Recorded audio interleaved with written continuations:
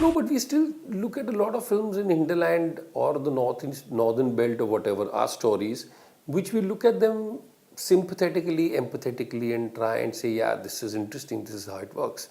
Like, for example, we don't have kangaroo courts happening in Bombay. We've got proper courts and the proper law system. But when there is a kangaroo court that gives a decision in a remote state or another state, you look at it shocked and wonder how can something like this happen, and you read the whole story. It doesn't affect you on an everyday basis, but you still get moved. Why? Because there is some level of parity that is there amongst human beings, and you believe that if this is what your standard is, you're expecting that the others are also living with the same standard because you've grown like that. The moment that doesn't happen, that shocks you. But having said that, Koylaanchal is about coal. Coal is about fuel. Koylaanchal is a tract of land where coal is available. It does not limit to a district, a state, a city, or it goes over. So wherever there is coal available, that belt would be called Koylaanchal. Koylaanchal is also the fuel station of the nation. When I say fuel station of the nation, what I mean is we need energy, we need electricity. Coal becomes the biggest source of electricity in which sort of drives the whole nation.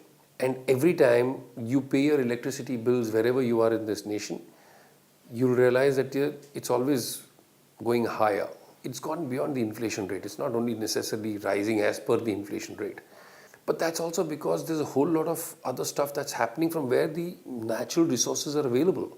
People are wanting to control the natural resources. And in wanting to control the natural resources, there's this whole black marketing and buffering of cost that keeps going up so that they make their money. This cost needs to be recovered. And this cost is eventually recovered by common men sitting all over the country, wherever you are, whether it's in Bombay, Delhi, Calcutta, wherever. Hence, if you feel that the thermal energy can be generated at a comparatively lower cost because the raw material is available then cheaper, because of the control that the government has and can exercise that control, you will get affected by it. So you are affected by Koylaanchal whether you like it or not.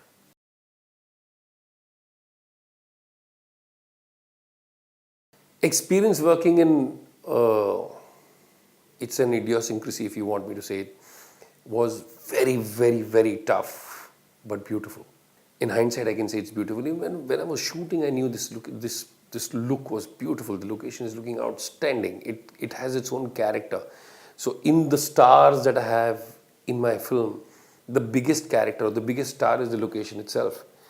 The one thing that is very rampant over there is coal dust, and you can't do anything about it. There's nothing it's tough, but I think, you know what, we film people do some crazy stuff. I mean, we can go and shoot at 52 degrees or 55 degrees in a desert. We can shoot in sub-zero temperatures in glaciers. We shoot in dusty locations. We shoot in air-conditioned, cleaned locations. It's some strange things that we do. And whilst we are at it, it doesn't really, I mean, of course it affects us, right? In the sense we had a protective start. I mean, we had cloth masks that we put on our nose right through the whole shoot as far as we could. Although we are not used to doing that kind of stuff, by the time we finished the shoot on that day, this whole cloth would be black. Yes, people were falling ill, people were coughing. There is something strangely, I have a satire in my film called Khansi Music, because people over there cough. They're subject to cancer, they're subject to asthma, they're subject to lung diseases, they're subject to all kinds of respiratory system problems which are related to this. And by the third day, my entire unit was coughing. And I said, what an ironical thing, and it is part of my film. It's there. There is a scene which sort of depicts this problem and says that everybody over here coughs. But there were so many times where we did not want the unit to cough because there was a shot happening, and it was impossible because they were coughing.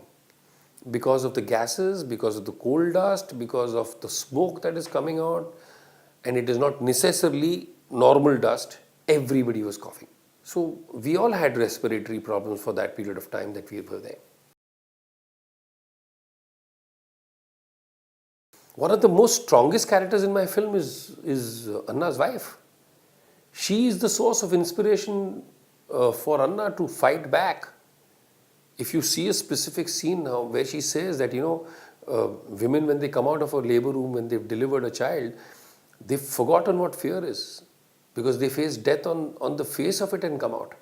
And they believe that if this is what a woman believes, that if you want change, then you have to go through the pains.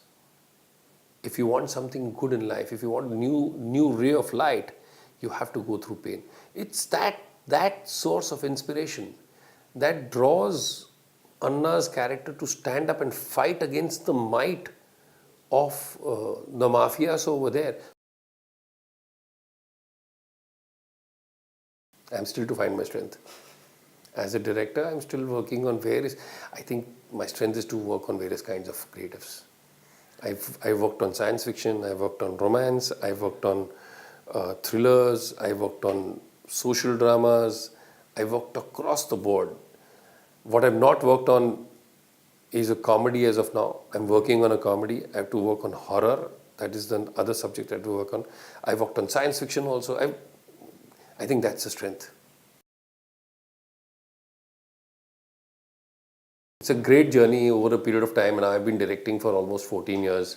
When I look back, I've realized that I've grown as a technician, I've grown as a director. There are so many things that I now understand about cinema, and I think those nuances need to be explained in a specific way. So I've understood the technology better to tell the story better.